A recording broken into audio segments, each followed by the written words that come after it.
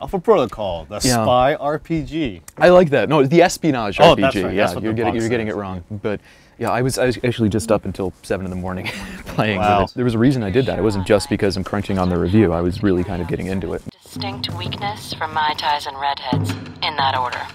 Get anything useful out of him? Not much. Just his room key.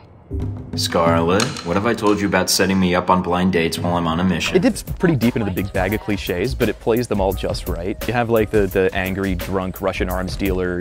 You've got the guy Nolan North plays. Oh, so Nolan North plays the complete psychotic CIA agent. Hilariously psychotic agent. Or the first time you meet him when he's like pouring bleach down a guy's throat. Do you remember the reason why he's pouring bleach down the guy's throat? No, I don't. He can't find his keys.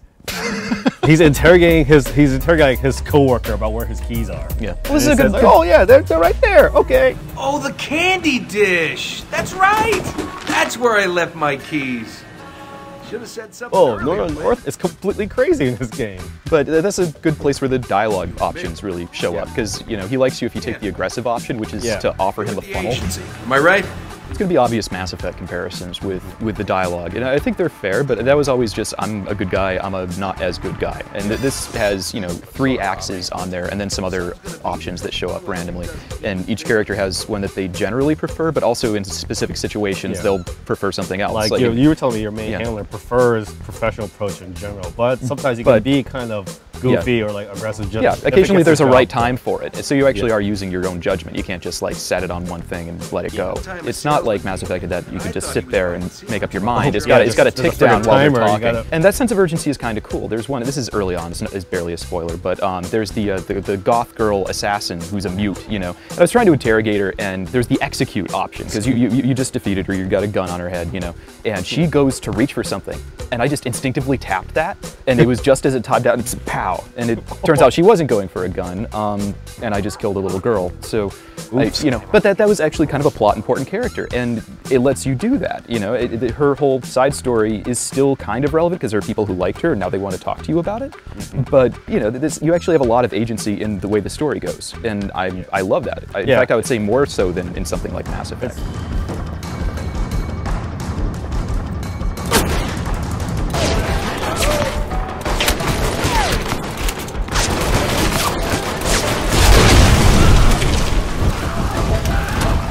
Damn it, Heck, what the hell are you doing? Steven, you said distraction is distracting enough?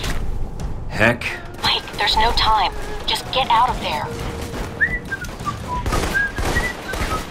But the running around and shooting bits aren't nearly as engaging. I mean, they're not bad. It's a competent third-person shooter. It's basically it's a side effect of the fact that it got delayed. So like this would have been okay in a Mass Effect 1 world where that was a broad bar. But because Mass Effect 2 came out, it kind of everyone has expectations like, oh, games should look this polished and should play this well when you're doing a shooting. And the shooting is, to be diplomatic, it can be clunky at times. It can be very clunky. It can be very, very good. For the most part, I thought it was solid. The AI on some of the enemies is just ridiculous sometimes. Yeah, the AI is really. Well, you were saying you would like shoot a guy with a silencer, and then like everybody in the building, who 2 zip codes away comes running, and I would like pop a guy with an assault rifle right next to a friend, and he just stands there. Yeah, I would say alternately, like they'll either be hyper aware of where I am, or I would like literally, one guy would be facing one direction, I would like do a silent takedown the other guy, so it's 2 feet away, but literally like it's closer than we are. I think you might have noticed like someone's struggling behind you. You would think. Puncture, I presume. Nice place you got here. I always wanted to retire someday and open my own restaurant. Maybe a little sandwich shop. Who are you?